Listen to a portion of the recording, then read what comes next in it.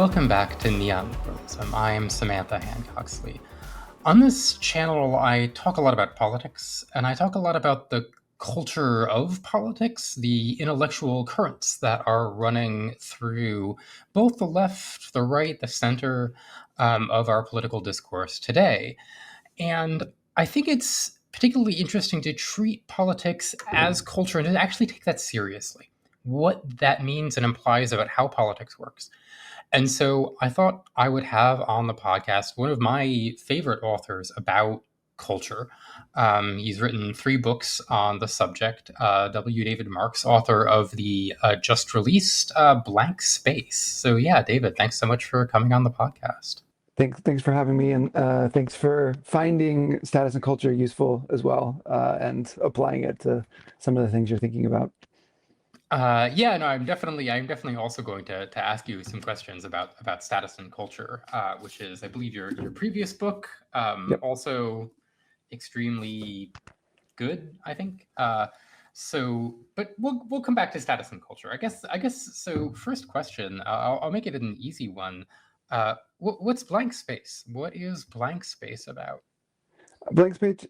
Blank space is a cultural history of the 21st century, and there used to be a lot of cultural histories that were the 60s and the 70s and the 80s and really focused on a decade.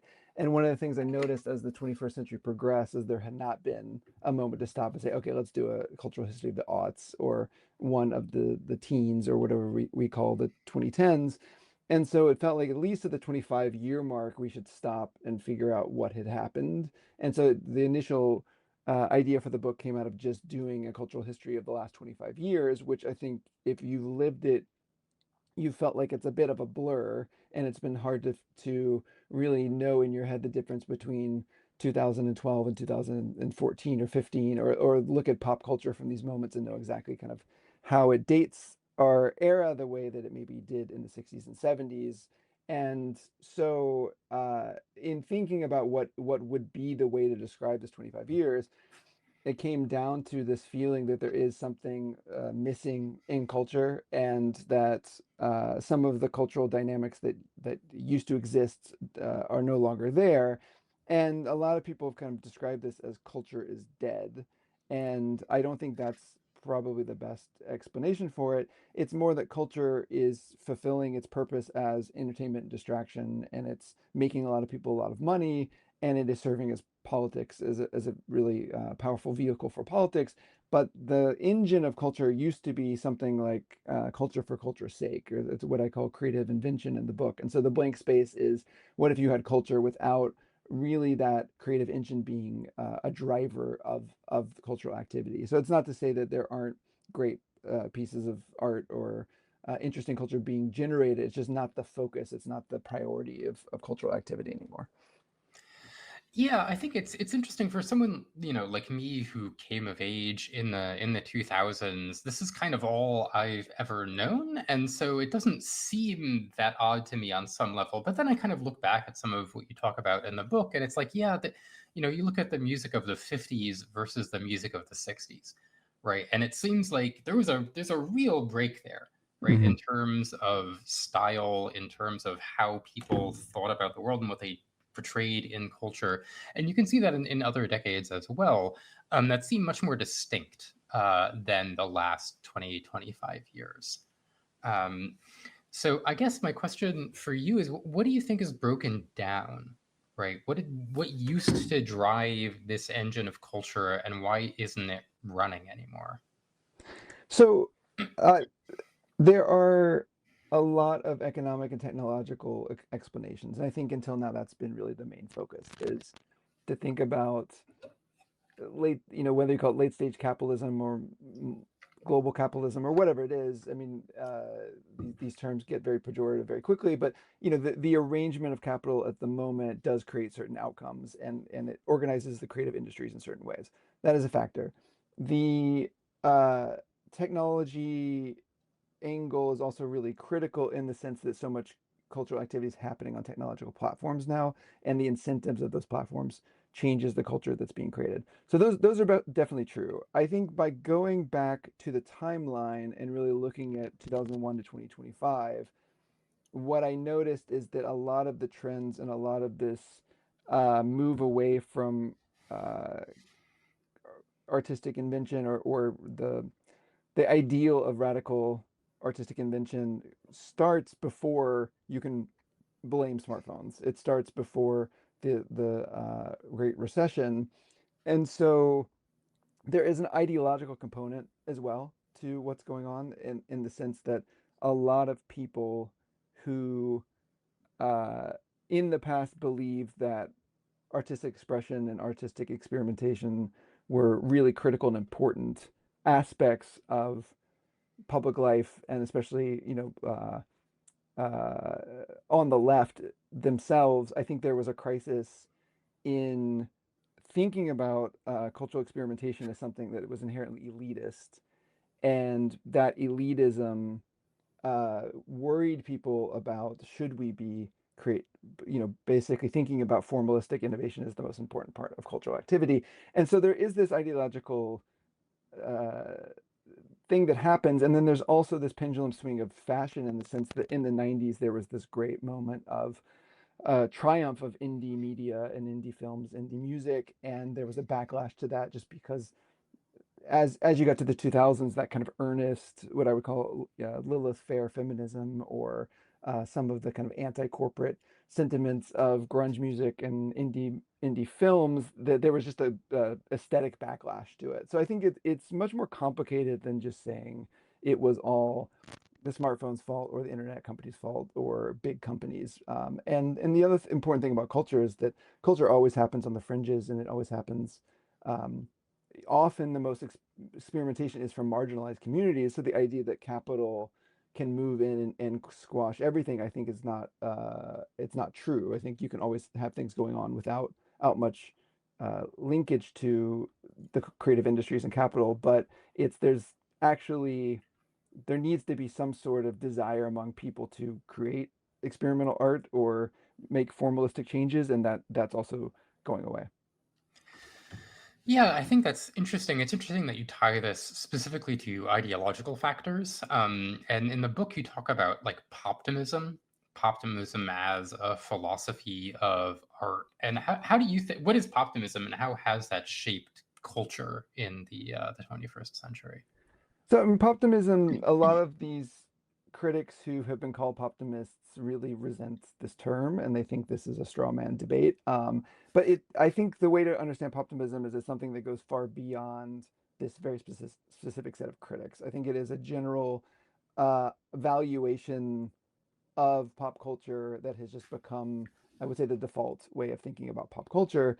And there used to be in the 20th century an idea of kind of high, middle, and low culture. That it was a very rigid hierarchy, and it was very clear that low culture was also associated with people with lower education, and it was associated with people maybe of lesser means, and high culture was overly patronized by uh, the wealthy. And so I think that, after the work of Pierre Bourdieu showing that there's this class side of taste, that taste is not just a purely Kantian transcendental situation, that it actually has this, it's grounded in a social real structure. I think there became discomfort with the distinction between high and low culture. And at the exact same time, a lot of what you would call kind of cosmopolitan elite liberal consumers are consuming high and low. They're consuming, um, they love ethnic food, for example, and they love gourmet cuisine. They just love plurality and diversity, and so the resistance to low culture kind of disappears. And so, poptimism, I think, is an extension of that, that says the idea that we can only take Radiohead seriously is not only a waste, in the sense that there's really interesting things going on in hip hop and R&B, and much more even experimental sounds in those categories, but there's something disrespectful about not recognizing the fact that most people enjoy pop music, that it's for its non-cerebralness, and so therefore we need to recalibrate the way we do criticism, and that starts with just putting pop music into the conversation. And so Carl Wilson who wrote a great book about the Celine Dion's album and trying to kind of think through the taste issues of that. He wrote a big piece for Slate this year that was saying poptimism is only saying that pop music needs to be at the table with other kinds of music, but I think it went beyond that, where it started. Poptimism became that in some ways, the more popular things there are, that it has value and it has goodness from its popularity. That it must be doing something right. That there's something democratic about a pop star versus some artist who's only liked by a few people. And so I do think there's an ideological side to that, in the sense that if you believe in liberal inclusivity, you would believe in, well, most people enjoy pop music more than non-pop music, so we should treat pop music more seriously. And then also there's the issues of pop has been generally associated with, let's say, more women consumers or the queer community or et cetera, et cetera. And so therefore, to uh, bias against pop music is also some sort of anti-liberal act. So I think that poptimism took its power and righteousness from a sort of extension of liberal inclusivity. And I agree with most of those sentiments. It's just that it obviously had unintended consequences of then being very skeptical about any kind of formalist artistic experimentation. Yeah, right. There's that the meme you'll see on the internet sometimes, shh, let people enjoy things. Mm-hmm. Right. And like, which is just something you can wheel out whenever anybody criticizes anything that you might like. You're like, look, I enjoy it. Like, what do you do it? Like, who are you to tell me that it's bad art? Right. And I think you're right to highlight that some of the skepticism of gatekeepers and taste is warranted, right? Like there were real elements of bias in like certain kinds of classical construction of taste, and people didn't like that very much. And but you're on your story, this just kind of leads to the total disintegration of like the idea of art as art. And what replaces that is just the market in the end, right? If you are popular enough, that's it, right? Mm-hmm. Your art must be good if enough people are enjoying it. Yeah, I mean, Right. so I mean, Taylor Swift is a really clear example of this, which is that, Pitchfork, which was a music site founded intentionally to review music that otherwise wouldn't get as much attention because it's not backed by the market, never reviewed Taylor Swift albums, because why would they review Taylor Swift albums? And if you listen to the first couple of Taylor Swift albums in particular, they're very much grounded in the conventions of country music, and the conventions of country music at that time were all kind of alternative music conventions that had trickled down into country music. And so I had this experience of listening to the first Taylor Swift album this year, and I expected to dislike it, and I would say I did not dislike it. It was just almost so pleasant. It was immediate. It was like, oh yeah, I know all these chord progressions. I know how this works.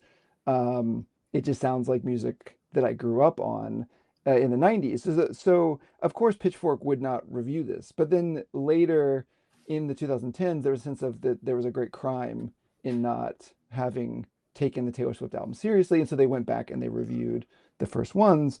Um, and so uh, there is this sense of, I think that you can strawman it a little bit of saying, well, now if it's popular, it's good. And I don't think it's that simple. It's just more that, is there a responsibility of a critic to recognize the tastes of people if there are so many people out there who enjoy something, to try to figure out what it is about that thing, and not to say in this kind of Adorno way that they're all dupes, that the market is tricking them and therefore we need to save them from this manipulation, but actually say no. I mean, people have agency and they've chosen to love Taylor Swift, and if so many people love Taylor Swift, Taylor Swift must be doing something right. I think that's the impulse.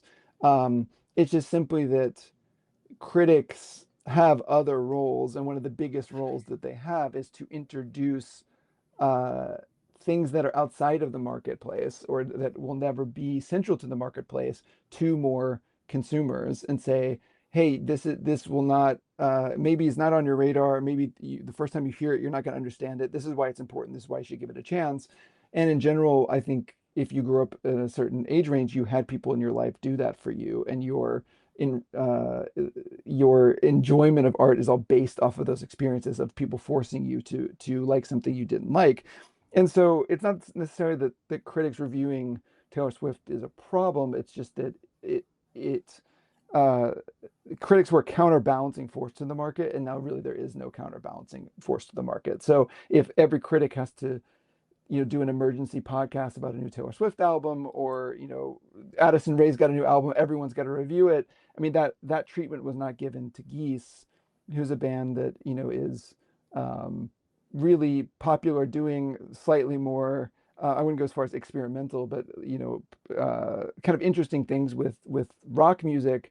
But I think there's a sense that you don't have to take Geese that seriously as a critic, and maybe you can even groan, but it's really critical to have a take on the Taylor Swift album, and that's obviously a huge reversal from the last 25 years. Yeah, and in your book, you talk about how all these dynamics kind of together generate something you called omnivore monoculture. Yes. So what's omnivore monoculture?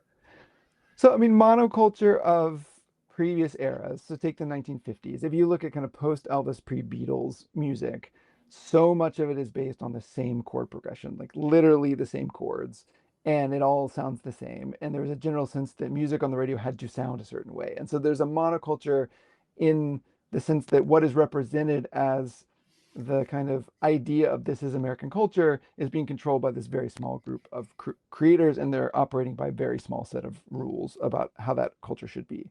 Now, obviously, in that time, there's people on the margins doing interesting things, but they are truly being marginalized in the sense that culture is not central. If you look at what is the monoculture today, it's very hard to argue that it's um, a very narrow set of conventions. It is quite pluralistic. There's hip hop and R&B and pop and rock, and everything's kind of is in there. Country music too, at least for music, and then everything from high fashion to reality TV to from high to low. I mean, everything is in this general sense of what is American culture, and then at the same time, what you have to know about to be considered a cultured and educated person. So the knowledge you need goes everywhere from high to low, and so it really is an omnivore world. But at the same time, there's something monocultural about it in the sense that it seems to be the same people all the time. It is still Taylor Swift. It is still Beyonce. It is a lot of the output of big companies that we're all talking about the same things, like Barbie. And Barbie was a big movie, but it also is Barbie, the toy from the 50s. So it just seems like there is a monocultural aspect to it, even though it's so pluralistic. And there used to be at least some cultural areas and zones that were outside of that central monoculture. And for a long time, I mean, not even that long ago, there was a difference between country and rap. These genres didn't, the fan bases don't like each other. In some ways, country is always a reaction against cosmopolitan values. And so country music would slowly kind of take in influence from rap, even though it wouldn't admit it was doing that. But it wasn't until Little Nas X came out with Old Town Road, in which you had a song that was a rap country song. And then at that point, that really bridged that final gap. And now the idea of country and rap being together is no longer radical. And so there's very, very little in there's very little taboo, and everything is in this monoculture, but at the same time it does feel like it is a little stale, and there's nothing left to mix in, and there's no sense that there's anything on the other side that you could hope came into the middle and changed everything. Yeah, it's interesting the way you describe this, because I think it has brings a certain similarity with another concept that I talk about a lot on this channel, which is the end of history, taken from Francis Fukuyama's book, The End of History and the Last Man. He means something kind of specific by it, but like when people talk about like the end of history era, right, they're talking about an era in which there were no longer any great political questions, right? The great ideological struggles were all over, right? All the big questions had been settled, and it was just tinkering around the edges with the final form of human politics that we had arrived at in the beautiful 90s. Um, and so I'm curious if you see any kinds of parallels between that like political era and these kinds of cultural developments. It's quite interesting because I had not read Fukuyama in going into the book, but when I was describing it to somebody, they said, "Oh, that's just Fukuyama's thesis in especially his book Liberalism and Its Discontents." So my sense, um, his point in that book is that liberalism in the 90s was triumphant enough that on the right, there's a sense that the American hegemony is now a liberal hegemony, and that needs to be fought against, and that elitism is liberalism. And then on the left, that liberalism is too over associated with neoliberalism and all of the economic ills of the world, and therefore centrist liberalism also needs to be defeated. And so you get this bifurcation of everything going, harder on the left and harder on the right, because uh, because central liberalism in some ways wins in the 1990s. And so I think that is a really big part of my book as well, is that coolness and transgressiveness uh, from basically, on the 40s or 50s onwards were the central engine of youth culture, and then became the central engine of consumer culture. And so, Nike is running ads with Beatles songs, and Apple's entire campaign is Think Different. And so this transgressiveness becomes core, and without a transgressiveness, you basically have no subculture, counterculture, youth culture, consumer culture. So the problem is, once that transgressive liberal anti-corporate sentiment becomes the core of American society, and what polite society is in the late 90s, then transgressiveness has to go a different direction. And so Vice magazine, I think, is very illustrative in the early 21st century, because I was in New York at the time, and Vice, I guess, had just moved there like a couple of years before, but felt really centered to that downtown New York scene that was developing. And Gavin McInnes was one of the founders, and really toying at first with some what I would call Nazi aesthetics. So he would be um, maybe wearing a pin badge from a Nazi rock band on his jacket, and as a kind of ironic move. And then, using ethnic and homophobic slurs in articles to show how um, there's no rules, and really, leveling against, going out against political correctness as being like the great Stalinism of our time. And he had a lot of support from comedians like David Cross and Sarah Silverman, and all, and the sense that political correctness was this oppressive force that we need to fight. And so transgressiveness took on a right-wing cast very early in the 21st century, because of that pendulum swing of just 90s liberalism was successful. So I think that, I mean, I don't think Fukuyama's thinking about the cultural implications of these questions, but it really does seem like his thesis about uh, what happens when liberalism succeeds, which I'm not. I don't think that's the point of the Last Man, but at least this follow up work, it really does explain where culture goes, which is that the transgressiveness that you need to power culture either comes from rejecting normie liberalism on the left, or rejecting liberalism in toto on the right, in the sense of and taking this anti-liberalism, which is, obviously in vogue and in power at the moment, um, as an aesthetic movement, even as much as a political one.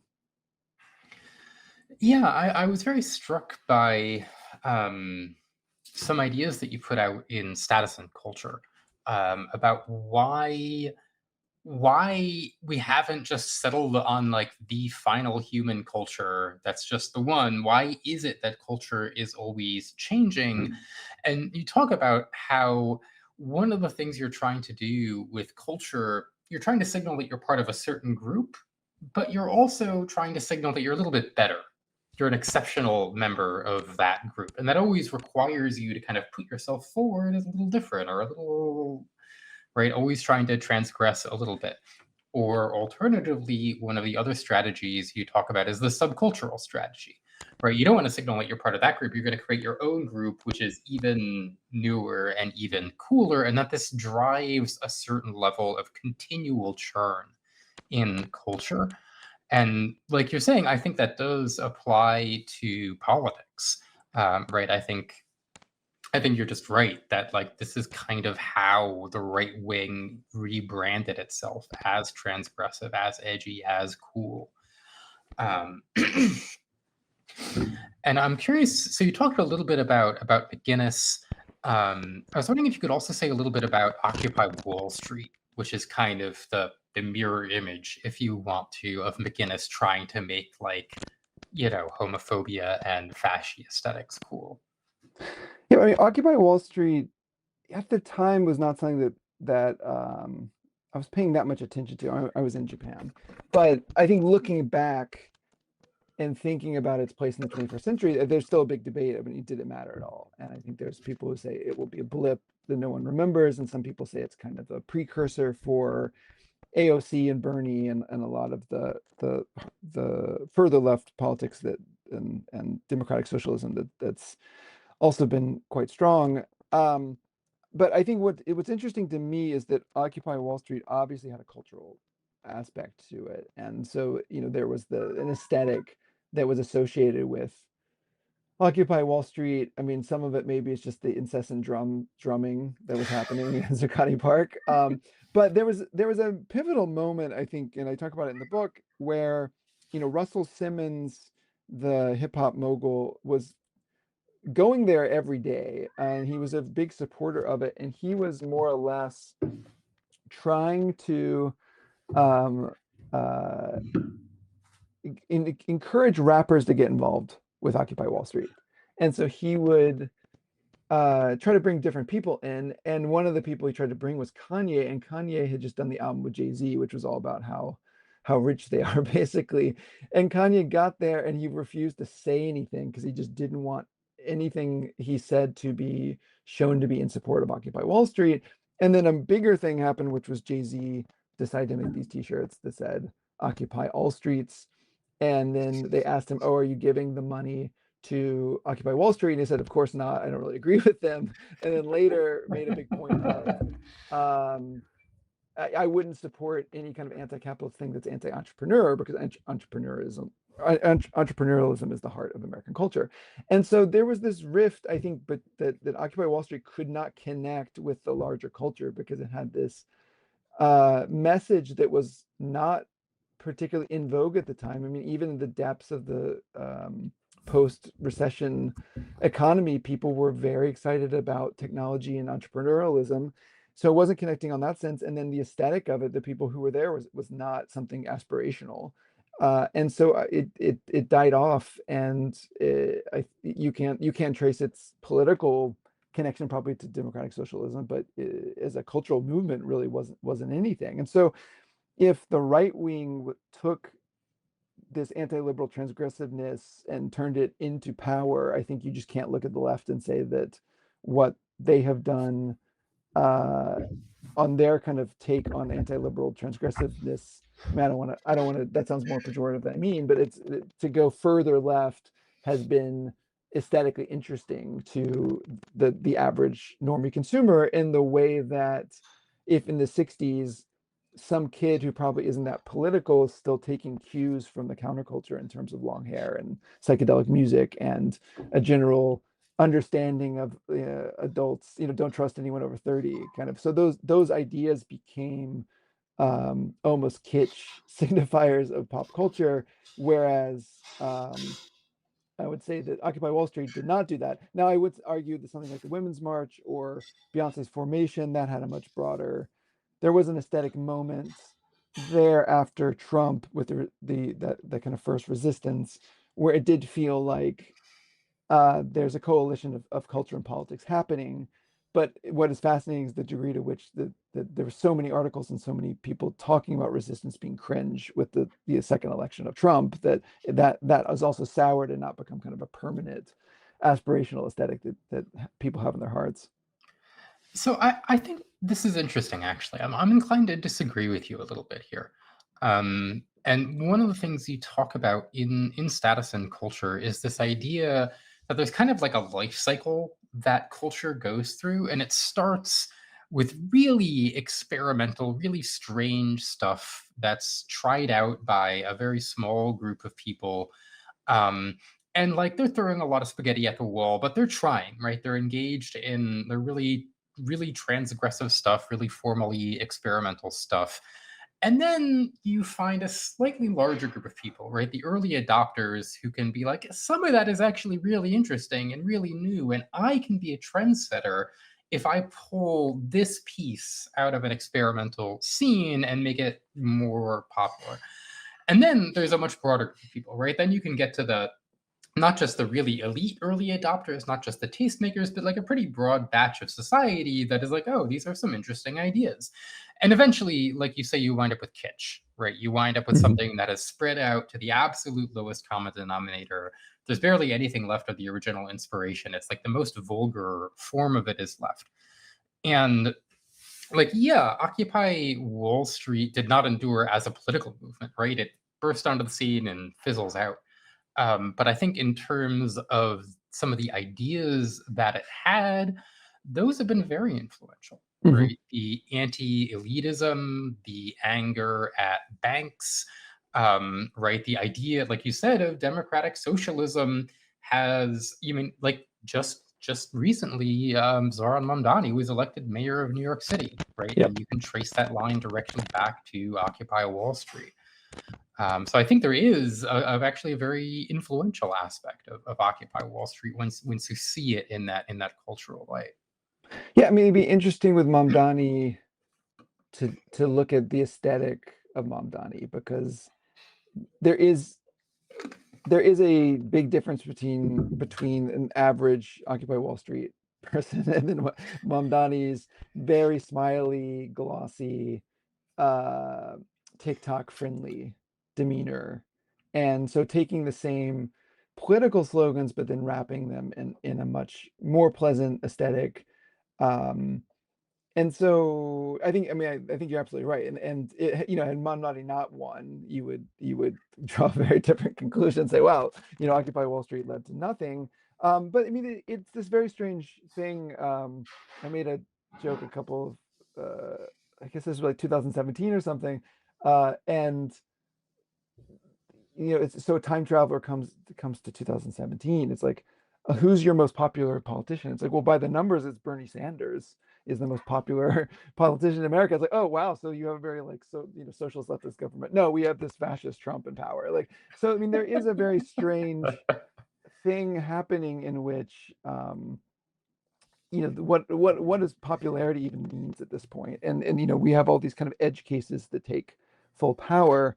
But in the case of Mamdani, it really did seem to be that I like this angle that it's a trickle down. It's like Occupy Wall Street somehow um, gets cleaned up for public consumption, and that's what it becomes. But affordability is very different than just the kind of raw anti-elitism or anti-bankerism, in terms of it's much more focused on solutions rather than just saying there's a cabal of people that are in our way.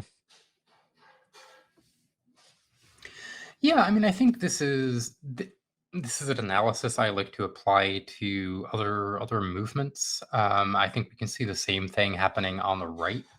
Like you talk a little bit in the book about the relationship between guys like Bronze Age Pervert or between like Mencius Moldbug, Curtis Yarvin, Costin Alamareo, and guys like Rogan.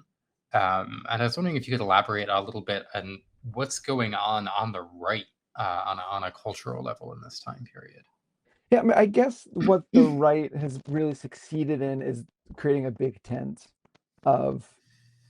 I mean, the first word that came to mind was weirdos, but I think that's probably too negative too quickly. But I mean, there in the last chapter of the book is called Boys Gone Wild, and it starts looking at this strange coalition of canceled celebrities. And so Dov Charney from American Apparel is hanging out with Kanye West's production team and Milo Yiannopoulos. And Milo Yiannopoulos, if you just look at, he has this kind of PR agency, and the number of people who he represents, it's like Ariel Pink and Azalea Banks and Marjorie Taylor Greene. So there's this very odd coalition of cancel celebrities, and then there's hardcore manosphere Andrew Tate types, where it's not just kind of a pro masculinity, but actually like this virulently, misogynistic kind of message. And then you get to the, more barstool conservative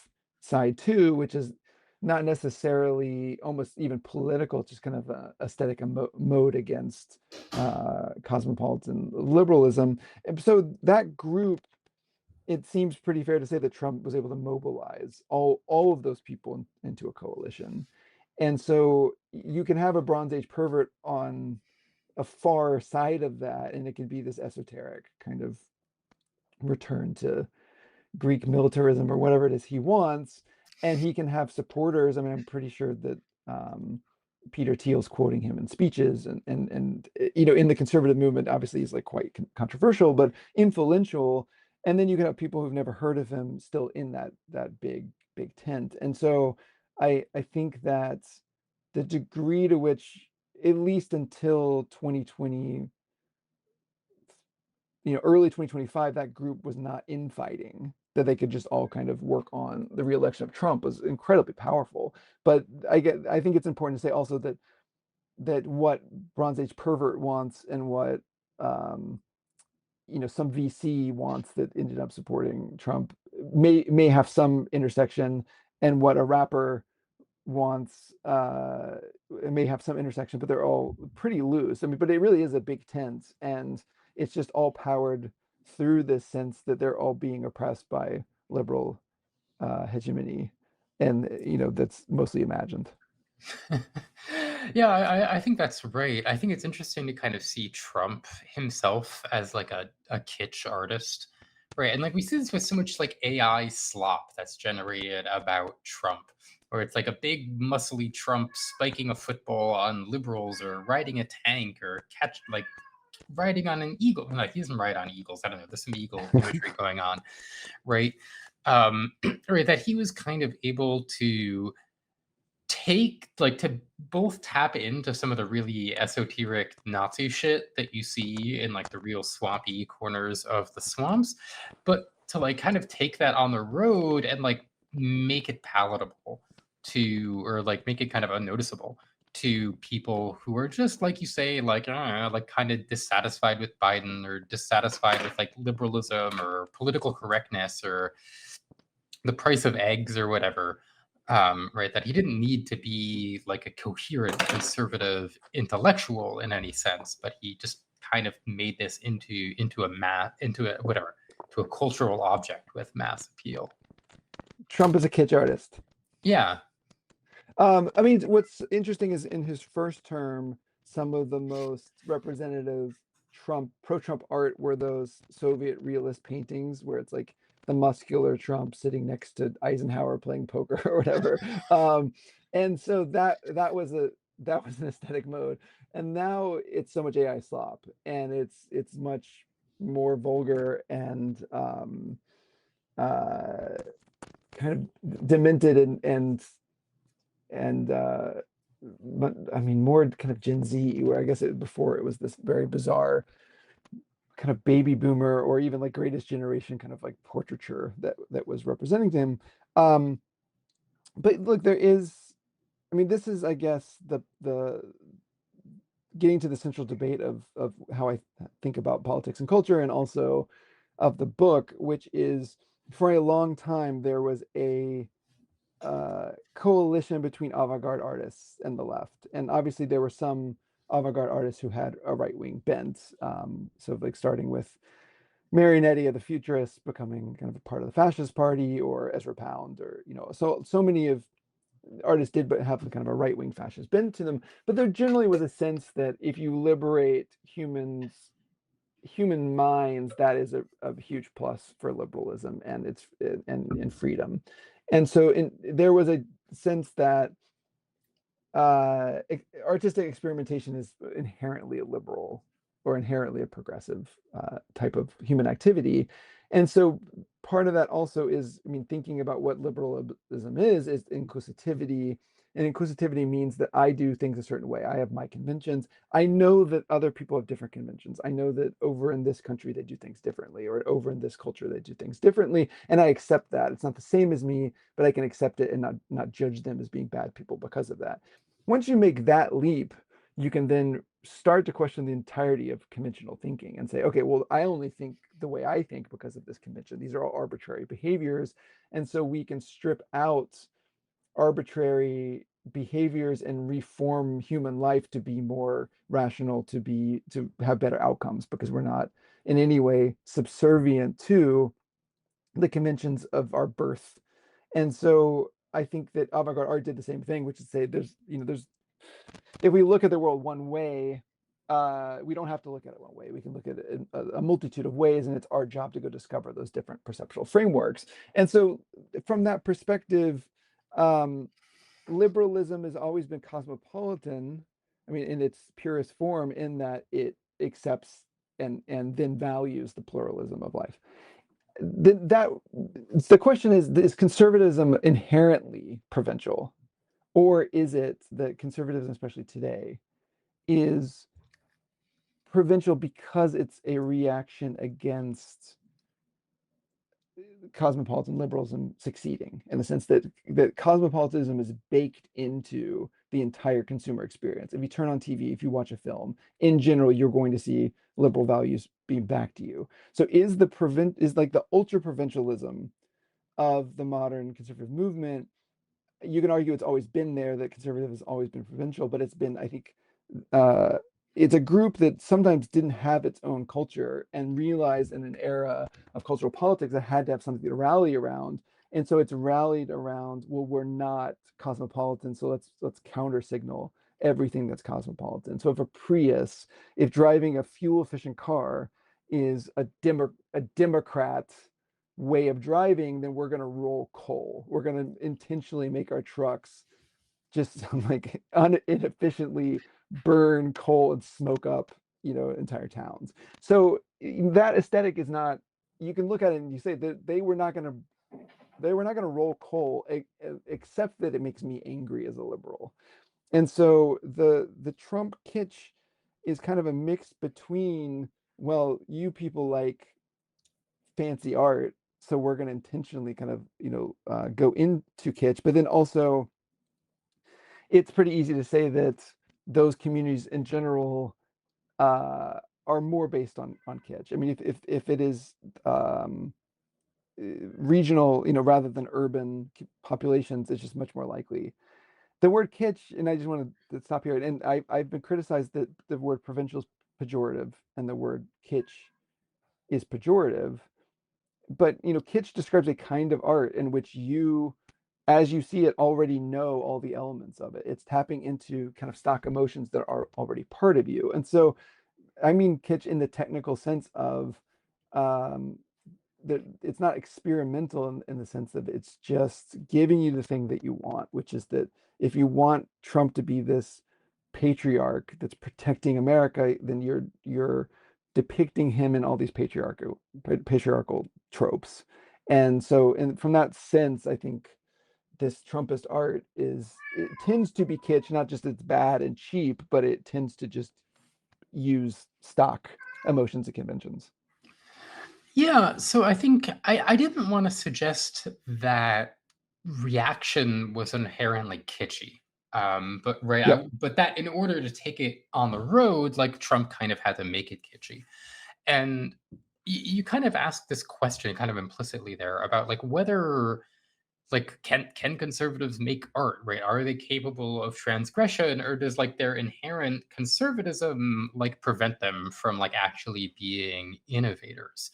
Um, and I think you can kind of see even the really weird ones, right? The people who are like the genuinely like edgy creators in the reactionary space are kind of hung up on this dilemma.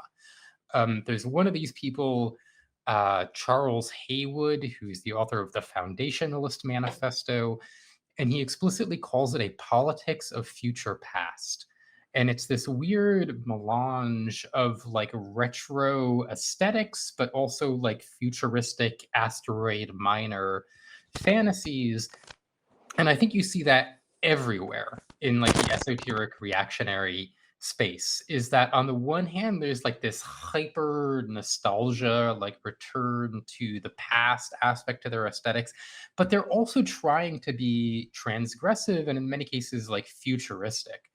Right. So you get this retro future aesthetic that's an aspect of like Fash Wave, for example. It's an aspect of Terrorgram, where there's like this deliberate use of like video artifacts and clips from like 80s movies and television shows as they're trying to sell you on a future in which we're going to like recolonize Mars for the white race or whatever.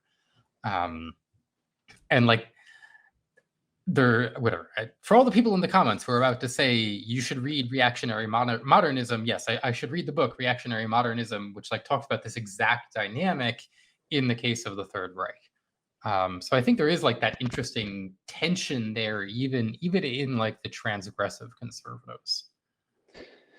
Yeah, and I think that what it reminded me of, and I don't feel enough of, is that there's a sense that conservatives believe that we have to go back to a more patriarchal society, or we have to go back to illiberal society in order to have cultural health, political health, economic growth, et cetera, et cetera. There's all these benefits you get.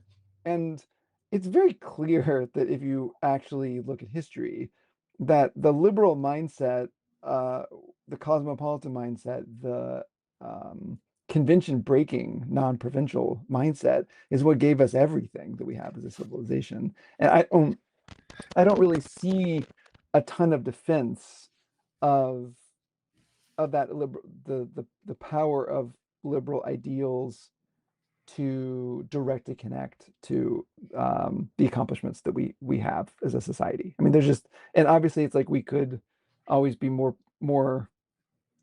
We have these liberal ideals, society could match them better, but in general, the people who've changed the world in many ways, and in the positive ways, tend to have some sort of liberal mindset, or an understanding that the world can change. And I think that, I guess, what I find to be inherently contradictory about some sort of reactionary modernism or um, transgressive conservatism is ultimately, at the end of the day, it's trying to use the tools of transgressiveness to just get outcomes that are reactionary or backwards, and are fundamentally against the thing that transgression is doing, or that trying to articulate this better, but the idea of 60s style transgression and coolness was detachment and defiance, because the way things were was wrong, and we're going to make things better because we can make things better. And I think the idea of taking those tools and saying we're going to bring things back to how they should be, by this promise of difference, has an inherent contradiction to it. And I think that's why you just also can't see transgressive conservatism leading to good art, because in general it's, and this is one of the things I do talk about. Another factor in why culture feels stuck is, so if you have the number one most transgressive group in society being conservatives, and ultimately they don't want to free the human mind, and they don't want to create a world of pluralism and to create a different set of perceptual frameworks in which to see the world. They just want everyone to have to be forced to understand the social order and the perceptual framework in which they themselves, in whatever demographic category they're in, have power. Then obviously it's like it's not leading to art, and it's not, it doesn't have at its heart all the important goals that art has. And so I think that's, if that is where the activity is, if that's where people who not only want to be transgressive but want to consume transgressive things, are ultimately doing it all in service of some sort of stability or revanchism, then obviously it's like you're not going to end up with a bunch of interesting cultural change. Yeah, it's funny because your background is in art and culture, and so you talk about transgression and creativity as ennobling the human mind and the human spirit. My background's in philosophy. I don't really know very much about art. I apologize for that, but I just don't. But one of the concepts that I find really interesting from philosophy and from the philosophy of science is the concept of a paradigm shift, Mhm. right? And like how this analysis of scientific revolutions as you have a research program, right, which is not just a theory, not just a set of statements about the world, but like a project for how to try and explore the world. And eventually these things can become totally exhausted, right? They are unable to answer the questions that they set for themselves, or there's just no more work to be done, and they get supplanted by a new research program. And a new research program is good when it's fruitful, right? It's not just a new set of statements or facts about the world, but it generates all these new questions that you can go out and ask, right? It generates all this new work that you can do. Um, right. I think a really interesting example of this, I wish I had time to talk about it more, was kind of the research program that lay behind like the social justice movement, or what's now called like wokeness. Um, and back when I was a grad student when this was really was really kicking off, and it was really exciting in the academy to talk about implicit bias. Implicit bias, structural racism was like a Mhm. really exciting kind of research program because you could there was all the like not just because it was an interesting idea, but like because there was so much work you could do. You could test Mhm. all kinds of different implicit biases, and you could go looking for it in different ways, and you could measure it in different ways.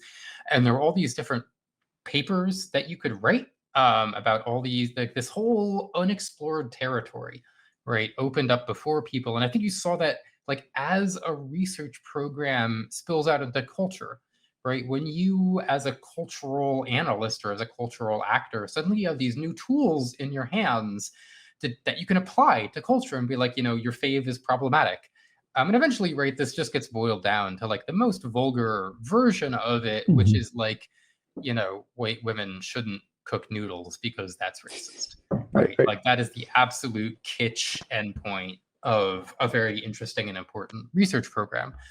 Um, and so to kind of bring this back to where we started, I kind of see on the one hand, people feel like the research program of 90s liberalism is at a dead end. It feels Mhm. like it can't answer the questions of the day, the political questions that people want it to answer.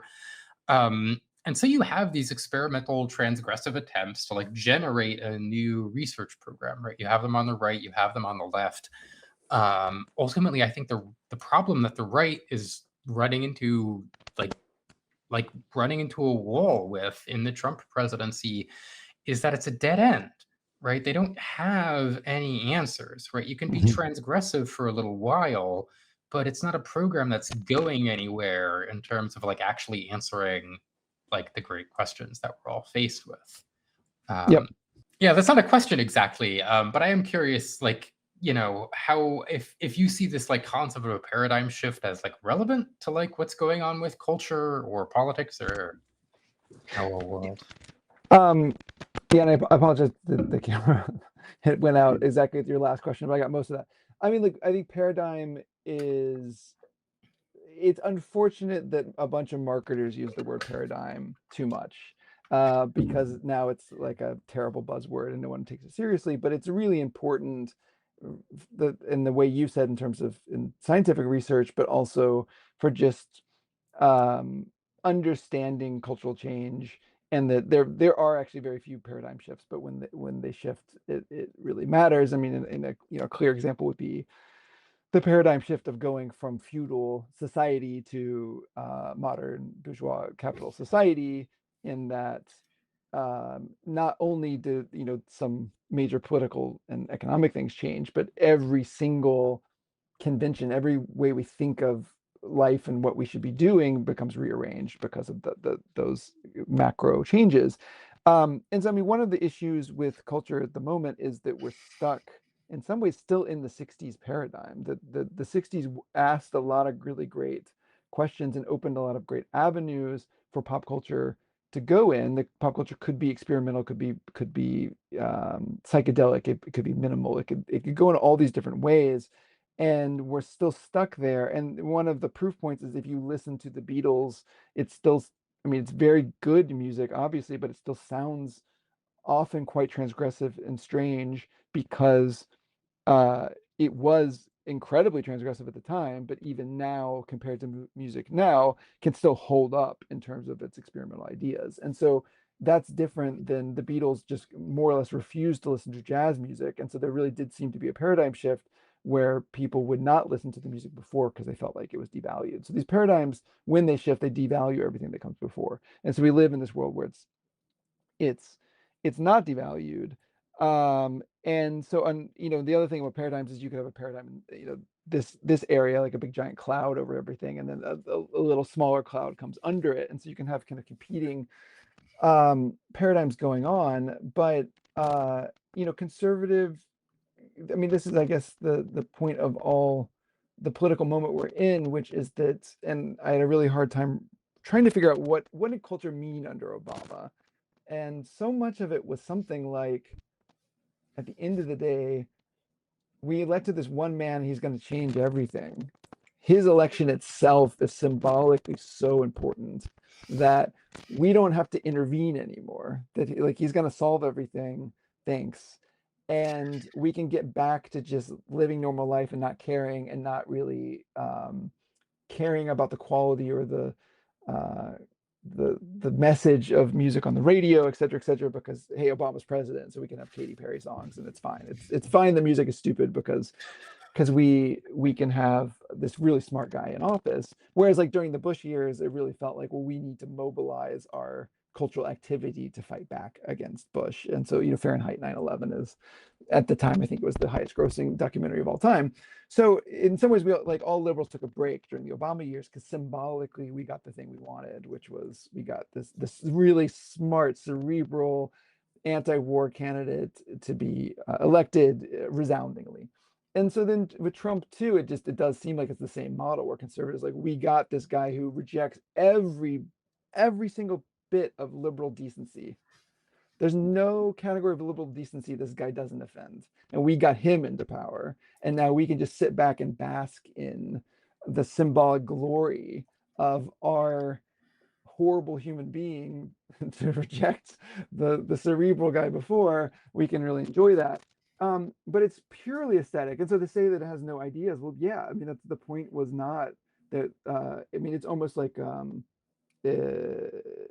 like a Potemkin village of ideas, which is that like everyone knew these weren't real ideas, and then if you implemented them, but everybody in bad faith has to pretend like there's some sort of actual policy agenda that goes with it, when it was always a symbolic cultural act of electing Trump.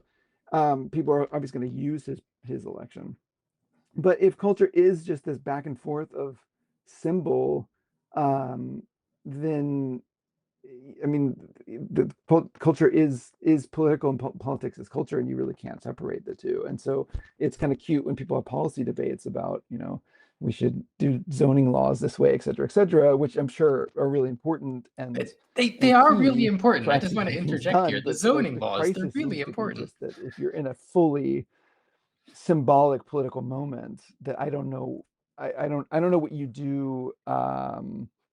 And maybe the best way to get around that is just to try to make really practical change. I mean, this is where I try to not move into the political tactical side of things. I mean, I'm looking at it culturally, but I just can't understand Trumpism as anything other from the status angle of it. The supporters absolutely felt the status loss um, with the election of Obama, that makes no sense to liberals, because on a practical level, you don't look at conservatives and see how their lives got actually worse. And you know, there's always this sense of, during Obama it was so hard. I mean, I have conservative friends, like, you don't know how hard it was when Obama was president, and it's like all they're talking about in a sense is that symbolic loss. And um, and how triumphant they have been with the election of Trump, and um, and the fact that political capital, at least one form of capital, political capital, has gone back to them. But they really believed that the election of Trump would lead to cultural capital also flipping to the conservative side. And I would say in 2016 to 2020, it just didn't. The cultural capital and markers of sophistication and the kind of culture that you get status for was not right wing at all. But I would say one of the a little bit worrying things about 20 at least 2024 2025 is the degree to which I know very sophisticated coastal people who are dabbling in more right wing or anti-liberal ideas because it's kind of cool, and that they do feel like resistance is cringe, and that liberalism, kind of a pure-hearted normie liberalism, is very cringe. And this also goes back, I know this is incredibly rambling, but this also goes back to something I just generally feel about our economy and society at the moment, which is that there's not, maybe you can boil it all down to just incredible shame about being up in the professional class and the politics and the culture that is associated with that. So it used to be that if you were a knowledge worker, you were successful, more successful than a normal worker. And so there's the kind of income guilt. And then there's a sense that you liked somewhat more middlebrow or highbrow art, and we should feel bad about that because I don't know, I don't want to be too associated with that. And then also the politics of that group have been pretty clearly liberal. And so, that's too stereotypical too. And so, if the professional class, which is the class that gets everything done and tends to, everyone listening to this podcast more or less and writing about politics is in this zone of people who have graduate level degrees, all have this crisis about their own identity in this, you know, in their jobs and in their tastes, and they're trying to shed them, then there's really no good representation of that culture in society. And so I do worry at a certain level that liberal the tastes that were previously associated with a kind of normie liberalism have also fallen out, and that there isn't something aspirational about that. Yeah, so there's a lot there, right? And I absolutely think you're right that there's this kind of, people who are PMC but are ashamed about it is like, it turns out that's actually kind of a problem. It would be better if they weren't quite so ashamed about it. Um, but you're right that, like, yes, Trump is here. Like, the whole MAGA wing is trying to do cultural change at us. It feels like, I think people are, like, right to think that our political culture and our cultural culture has stagnated for a long time. And so I guess to kind of close out, my last question for you is, what can we do about this? Right? If we're stuck in stagnation, how do we get out of it? And so I I wrote this entire book that's about the kind of the systematic issues behind culture, and then at the end I have a section that was recently adapted for the Atlantic about what can we do about it, and it does seem very naive to say like, oh, just these 5 quick fixes and everything will be perfect again. So I want to have some humility about it. But to me, I mean, the two most important factors is, as a single individual, it is very difficult to have impact on the full global economy. That's just not how it works. And I think politics too. I mean, there's been obviously like very brave individuals who have changed everything, but culture is the story of marginalized people with radical ideas, having those ideas trickle into society and change everything. And so the idea that marginalized groups uh, can change the center is a massive part of culture in a way that is harder in these other parts of life.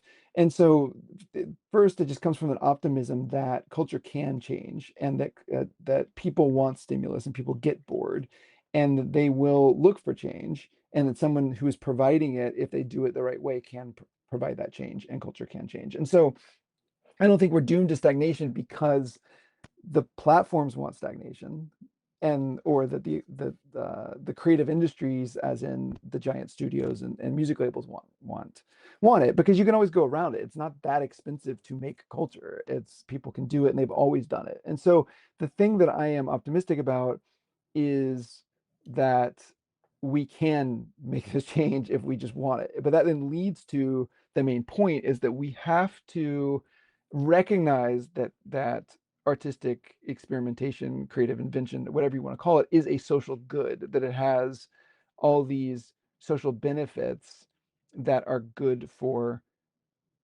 us to pursue. And so the market is not going to offer those, and the platforms absolutely are not going to offer those things. So we have to organize ourselves to provide those. And the first thing is just to value those contributions when people make them.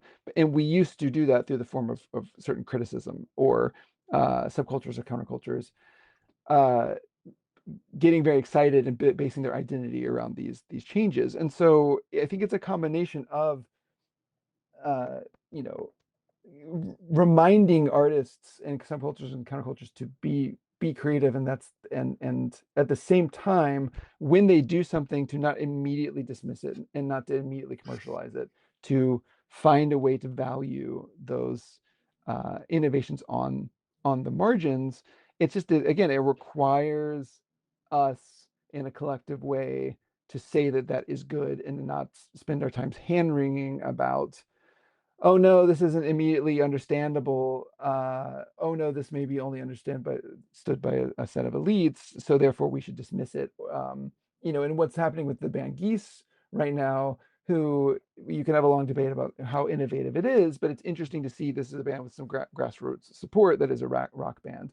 And there's all this criticism immediately, like, oh God, we're not doing this again. Oh, how embarrassing it is to be into Geese. Oh, I went on a Hinge date and the guy was talking about Geese, and immediate red flag or something. And so the degree to which even a cool band pops up kind of in that old model, and there's so much anxiety about, are we really going to let Geese be a cool band, or are we going to just kind of dismiss them as overblown immediately?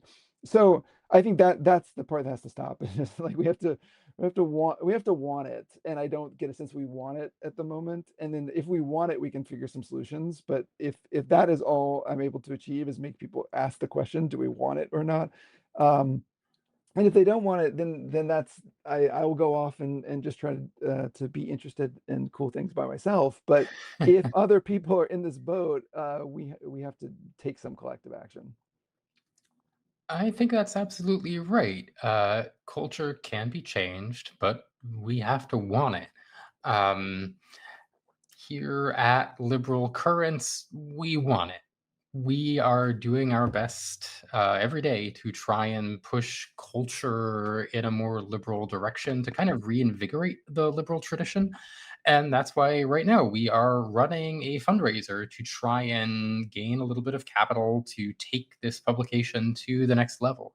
So if you like the kind of stuff we do here, whether it's our podcasts or our articles or our podcasts, then yeah, head on over to the Liberal Currents Startup Fund and pitch in and support us to, like I said, try and reinvigorate the liberal tradition. So yeah, thank you for your support. And David, thank you so much for coming on the podcast. Thank you for having me despite the technical difficulties. No worries.